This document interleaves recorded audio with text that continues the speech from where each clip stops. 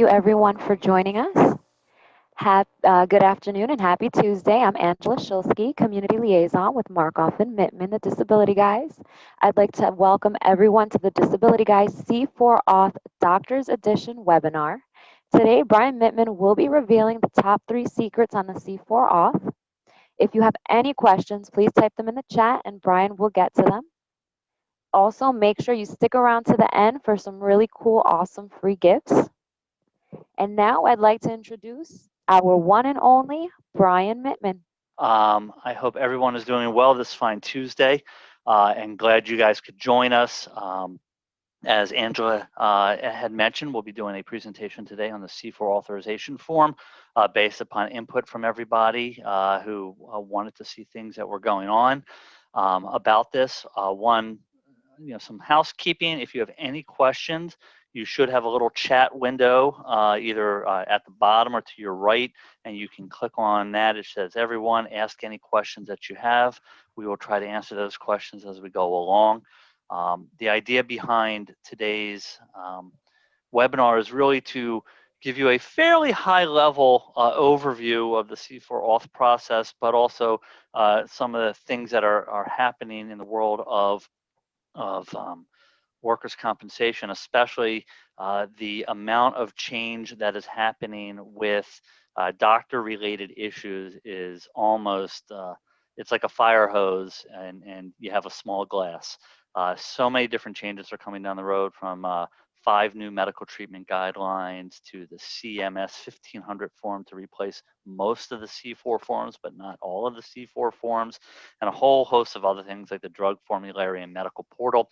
So this is one of many presentations we'll be doing. And again, any questions, feel free to certainly chat Angela, and she'll make sure that I can try to answer those questions. So let's see, without further ado, let me get the slideshow going here. And I expect about 20 minutes, and we'll go through this. And okay, great. So hopefully everybody can see my screen. Let us know that if you can for some reason. And we will get started. Okay, fantastic. Okay, so today we're going to do in our doctor's education series the C4 Auth form, the do's and the don'ts, so your patients get medical treatment that they need and you can actually get paid. What we see a lot is problems. But before we get there, who am I? If you guys don't know us already through Angela or myself, I am the managing attorney and owner of Markhoff and Mittman, the Disability Guys. Yes, we have actually been around since 1933. I have not, but we have. And we focus on fighting the insurance companies and helping the little guy in workers' compensation, Social Security. And just for fun, I happen to be the father of 4 young adults. And during the pandemic, it was excellent because the amount of beer that young adults can drink is quite interesting. I have a couple dogs, married to my college sweetheart, and yes, I love playing ice hockey, reading, and golf. So if anybody wants to skate, share a book, or hit the links, also reach out to me. Okay, and as Angela said, stay tuned. We got some free gifts aside from her showing up with like awesome candy and everything at the office when we're allowed to start doing that stuff again. So this is a great quote. Hyman Rickover is the father of the nuclear submarine force for the United States Navy.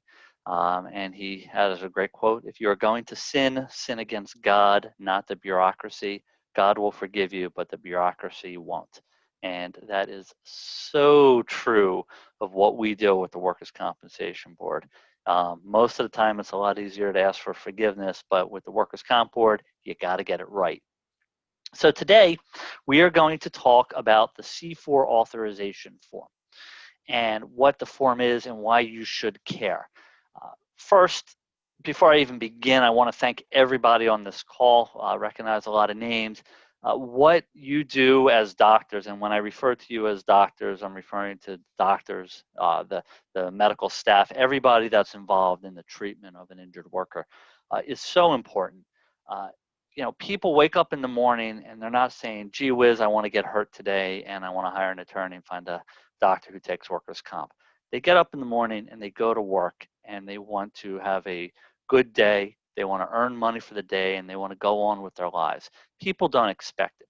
And when they have been injured while working, unfortunately, you are automatically thrown into an unbelievably arcane and complex system. Workers' compensation was designed over 100 years ago just, just to uh,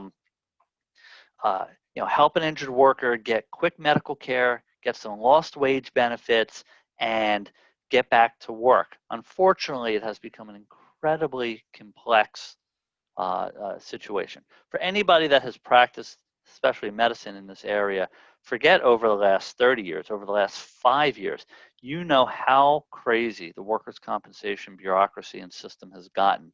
In order to get something that's very simple, like some additional physical therapy, you have to fill out a 3-page report with all different codes and guides and justify it and submit it, but it has to be submitted halfway through the treatment to show improvements and all this other crazy stuff.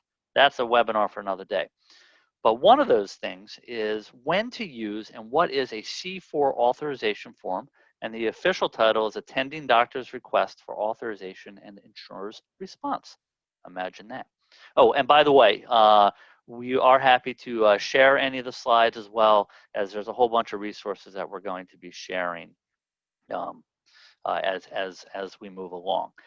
This form, by the way, is used for workers' compensation cases to request written authorization for special services that cost over $1,000 in a non-emergency situation, or special services that require pre-authorizations pursuant to the medical treatment guidelines. Lots of legalese. I'll try to break that down, but basically it says, hey, if there are medical treatment guidelines in existence, then there are certain procedures that you have to get pre-approval for, and you use this form. Otherwise, the treatment is authorized if it's under the medical treatment guidelines, or if it's conditions that are not pre-authorized under the medical treatment guidelines, or are body parts that aren't covered by the guidelines and cost more than $1,000, you have to use this form. We're going to talk about some examples. But the difference is going to be this, very simply, right? Frustration or happy. At least I hope it's that way. Okay, let's go here. So this is your C4 authorization form as it stands today. And I'll tell you in a moment why that is so important. And this form, as you can see, is the top part is very simple. It's all your basic information. And then the authorization request is very specific. You can't really read it here, but it spells out what guidelines and things like that. And the top part of section C talks about what is it that you're requesting. And then the bottom part are those specific things that, even though there are guidelines, you have to fill out. Now, this is a little bit of a fair warning. I don't know if you guys have paid attention, but recently the board has adopted new medical treatment guidelines. And if I can do this properly, you're going to see it right here. Effective January 1st, we are lucky enough to now have guidelines for the ankle and the foot, for the elbow, for the hand, wrist, and forearm specifically, for the hip and groin. There's a bit of a battle over major depressive disorder. There's occupational asthma, there's interstitial lung disease, and there's post-traumatic stress and acute stress disorder. Yes, these 1, 2, 3, 4, 5, 6, 7, 8 guidelines add to the already, I think, 7 guidelines.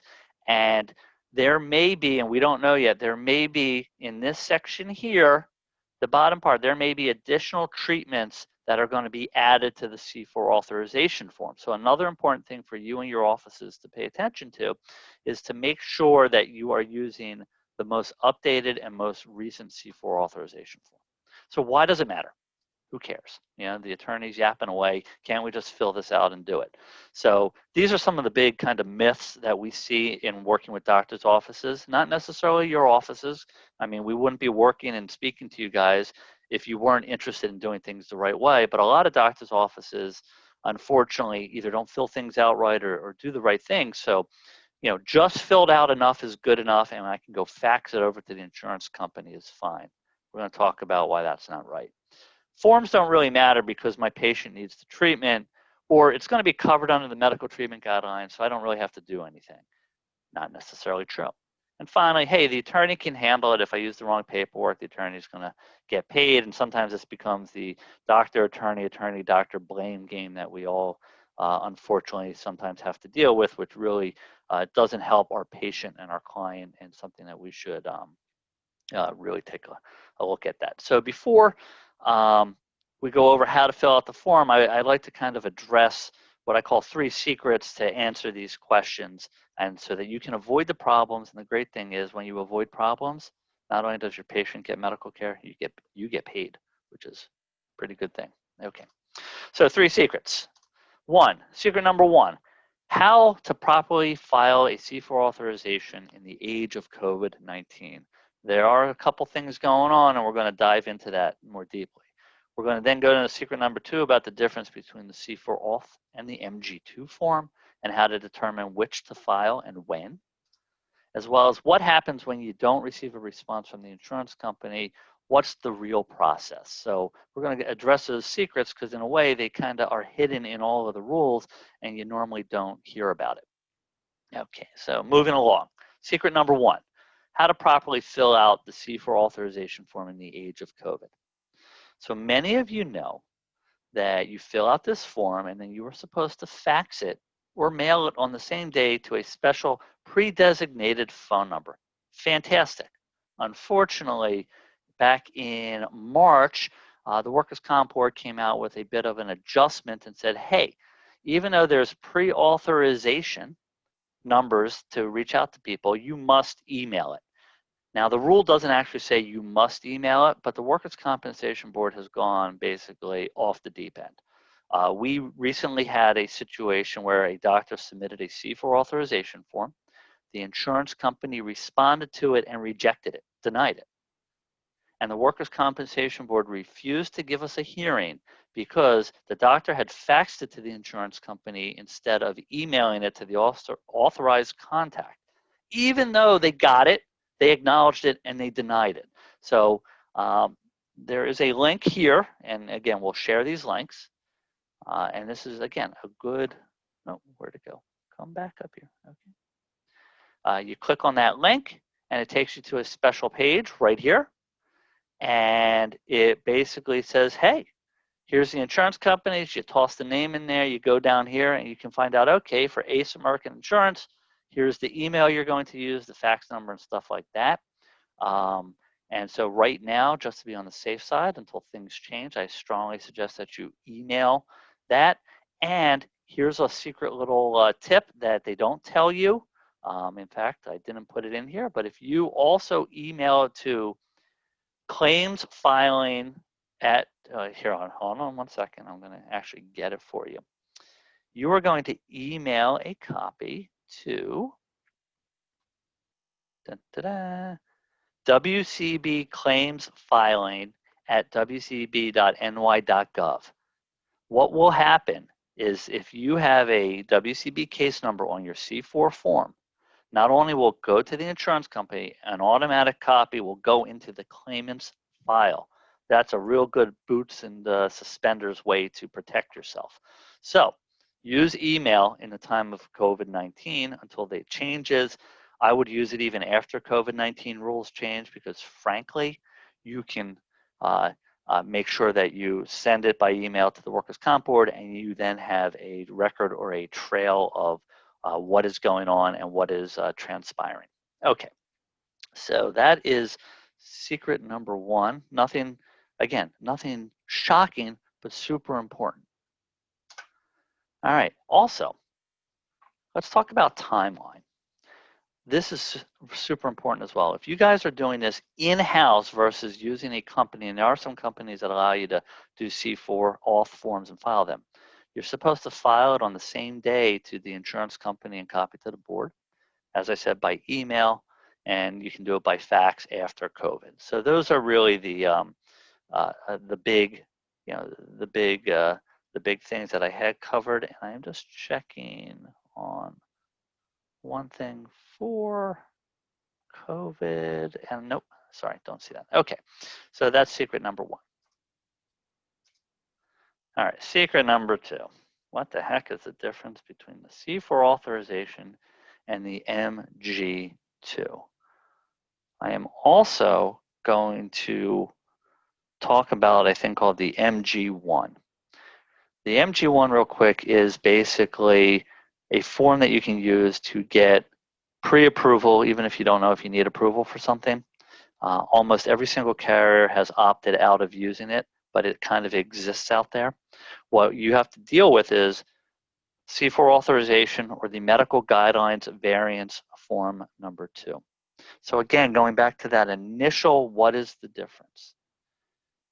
If you are treating somebody for a back injury and they need additional physical therapy, and you are following the guidelines, and the guidelines say you can get 18 more sessions of physical therapy if you file a variance after the first 18 sessions showing that there's functional improvement and other issues going on, that is an MG2 form.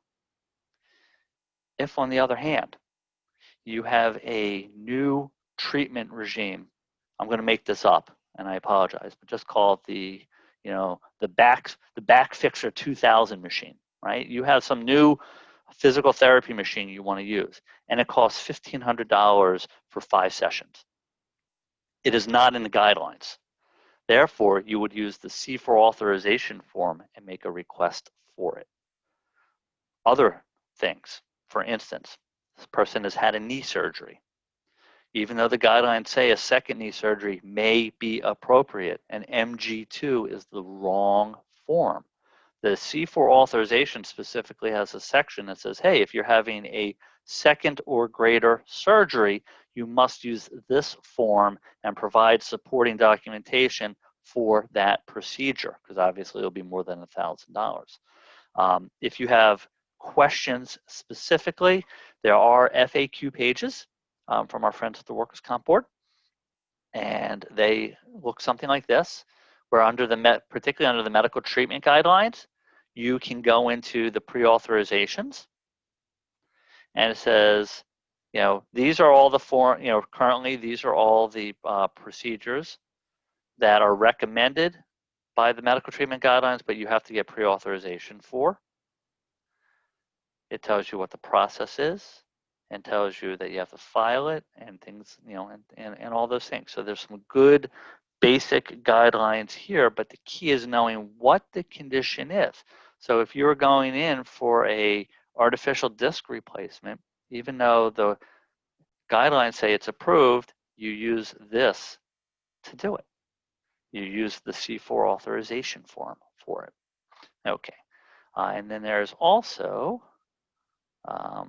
another section, and I'm going to provide this for requesting the treatment. Again, this is really what we call the C4 authorization. That's that contact search that I had shown you the link. They have the form right here. Right now it is not available online. It talks about who can make the request, and then you can come in here and see that there right now are pre-authorizations for these body parts, and as I mentioned, they may be adding additional body parts to this. For instance, if you're treating somebody for head-related issues, they are not covered at all by the medical treatment guidelines, so any treatment more than $1,000 would also be on the C4 authorization form. And finally, oh no, we did that one already. Sorry about that. Okay. So that's the difference between those two forms. The variance, the MG2, it's following the guidelines, and it just says, hey, we want more treatment out of the guidelines. The specific conditions are listed that you have to use the C4 authorization, even if it's in the guidelines. It's not a variance, it's actually in the guidelines. And then body parts or certain procedures completely outside the scope of the guidelines go through the C4 auth process. Hope I've confused you guys enough. All right, so secret number 3. So you haven't heard back from the insurance company. Now what do you do, right? Your client, your patient really needs this. You got to deal with an attorney. You got to do all that. What is the timeline? Technically, the insurance company has 30 days to respond. 30 days. So if you know that you think your client's going to need something, you might want to even request your patient. You might even want to request it prior to when you think the patient might need it, just so you can get the approval in a timely fashion. During this time, the insurance company has 3 choices. They can deny it, but they need a basis to deny it. They can partially approve it for some reason, or they can fully approve it. What we have seen the insurance companies doing is if they're not going to approve it, they will have some type of IME, usually not a real IME, but more of a record review done. Therefore, this is one of the secrets.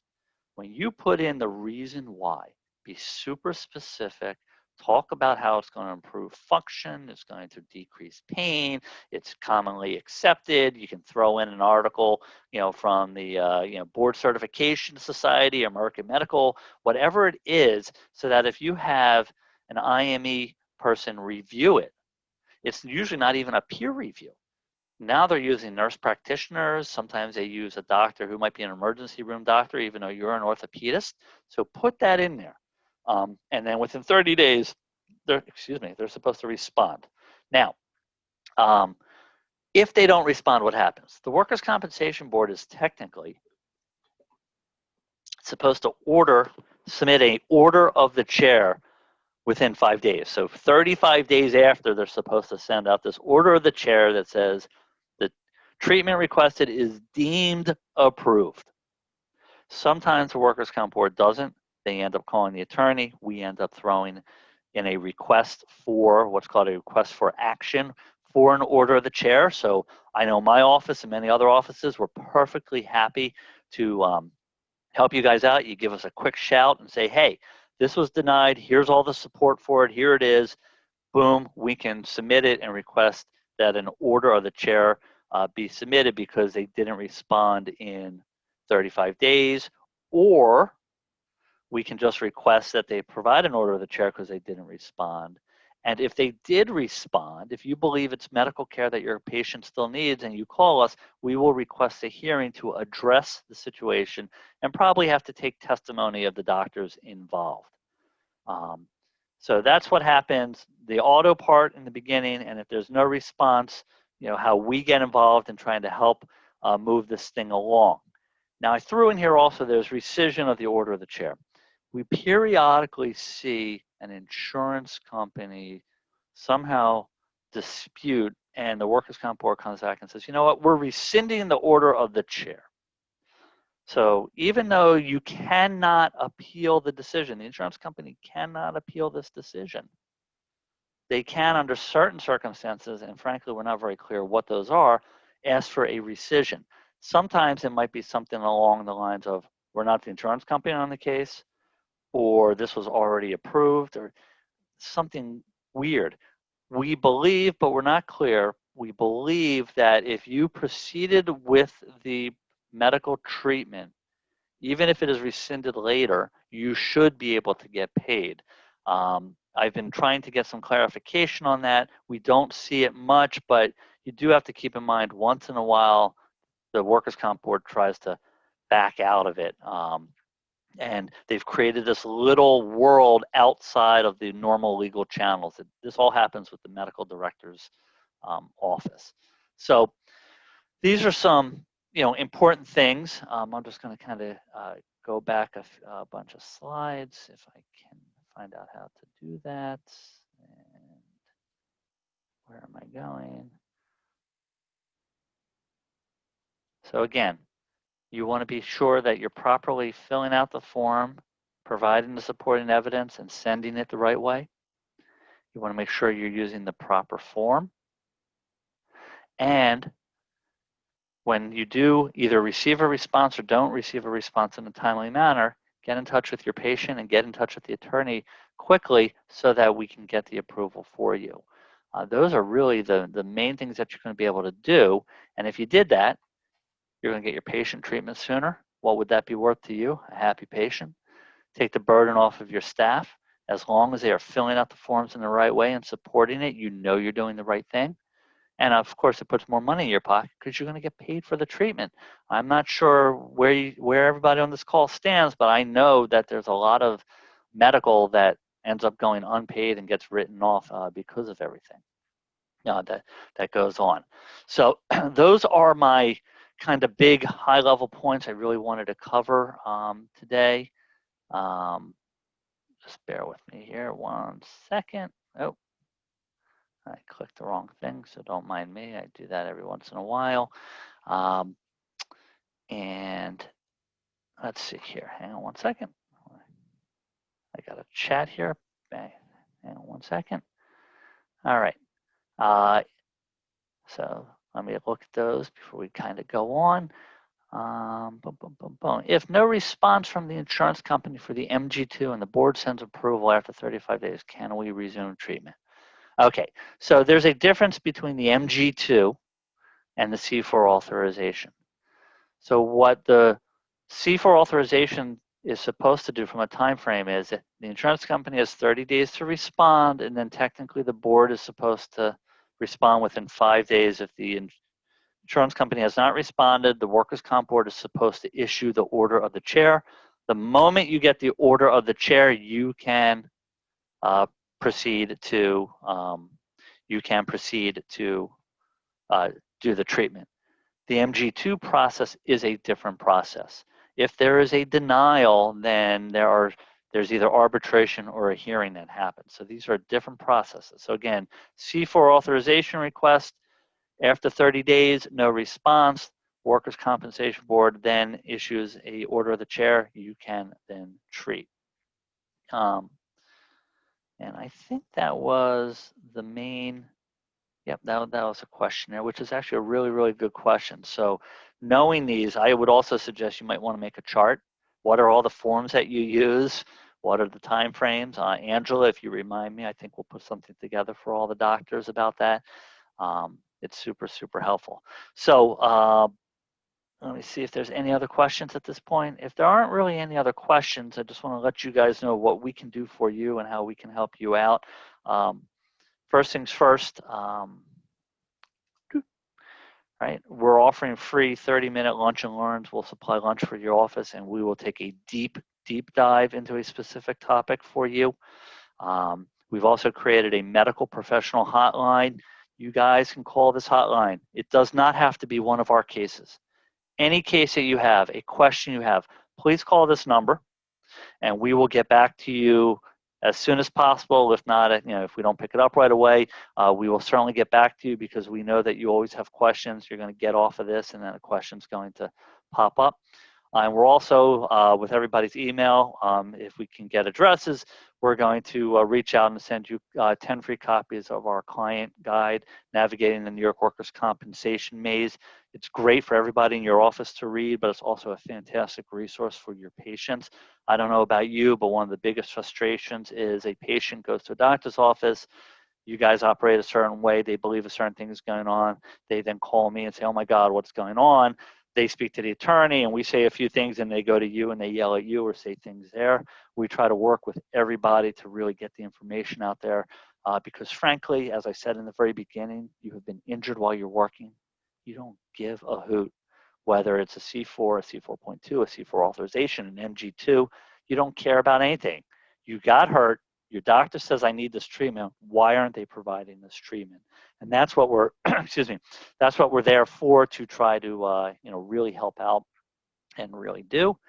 And I completely forgot my last slide, which had additional contact information, but we got you guys on our call here. Got another question here. Do we do group in-service for a facility? We will absolutely do in-service. In fact, pre-COVID, that was our favorite thing. We'd show up at an office with some good food. Usually do it for an hour, end up spending 2 or 3 hours speaking to doctors and their staff about certain things, because frankly, there's this higher level stuff, and then the devil's in the details. You've done everything I've said, and then you realize that there's this other box that had to be checked, and you're not quite sure how that has to be checked. So we're happy to do that, and I think it's super important for everybody on the call to understand, this is what you do, this is what we do, right? We understand, oh, it's insurance, and we got to check these boxes off and fill this in, but there's the right way to do that, as well as how do we do it so that our patient client, feels that we're doing the best that we can for them. Okay, another question. So if you guys want to hang on, happy to, let's see. If no response on an MG2, should we call the adjuster and keep on leaving messages? Actually, no. I mean, you can call the adjuster, But if you happen to have an MG2 and there was no timely response on the MG2, if there's an attorney on the case, give the attorney a shout out, because that right in and of itself is a reason to request an approval of, of, of the treatment, because they have a certain number of days in which to do it. Another little trick, and I'm not sure quite how it's working these days, you can call the medical director's office at the Workers' Compensation Board and say, hey, we're having this medical issue. We issued this MG2 and the insurance company is not responding. They may actually very well go into the case and get it authorized for you, and then they'll probably go yell at the insurance company, which always makes me laugh a little bit. It's always a lot of fun. But that's really, the interesting thing is this: you could keep calling the adjuster, and if they still don't respond, then as long as the time frame has passed, and there are different time frames for MG2s, we're not going to get into it, but let's say it was the C4 authorization, the 30 days has passed, there's no response, that should be an easy, give me an order of the chair, tough on you, insurance company, for missing it. Doesn't hurt to do that. Angela, do we have anything else at this point? At this point, no. I'd like to thank everyone for joining us. Please shoot me an email or feel free to text me if you have any additional questions. In about 48 hours or so, we will email everyone a copy of this webinar series if you'd like to share with your staff for training purposes. Highly recommended. And if there's anything else that we can do going forward, please reach out to us. And I look forward to stopping by everyone's office and delivering some more chocolate in the near future.